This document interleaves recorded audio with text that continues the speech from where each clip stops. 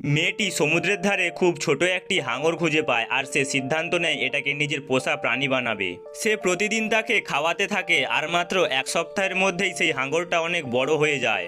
মেয়েটি তাকে খাওয়াতে থাকে আর ধীরে ধীরে তার পাখনাগুলো ধারালো কাঁটায় পরিণত হতে শুরু করে। তার শরীরও বদলে যেতে থাকে, যেন হাঙর আর অক্টোপাসের এক অদ্ভুত মিশ্রণ। তার শরীরের নিচ থেকে বের হতে থাকে অনেকগুলো সুঁড়। কিন্তু ভয় পাওয়ার বদলে মেয়েটি তাকে নিজের সন্তানের মতো ভালোবাসতে থাকে। সে তাকে পড়তেও শেখায়। মাত্র 2 মাসের মধ্যেই সেই প্রাণীটি কিছু সহজ শব্দ বুঝতে পারে, এমনকি সে এটাও বলতে পারে যে তার কি খেতে ইচ্ছে করছে।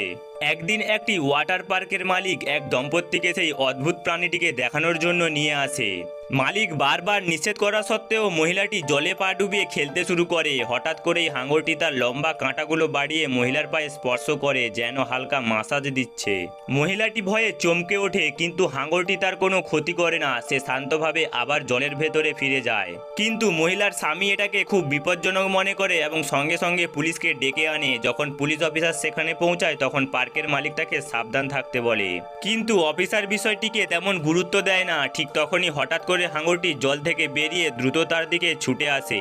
অফিসার ঘাবড়ে যায় না, সে সঙ্গে সঙ্গে নিজের বন্দুক বের করে হাঙরটির দিকে অজ্ঞান করার গুলি ছুঁড়ে মারে।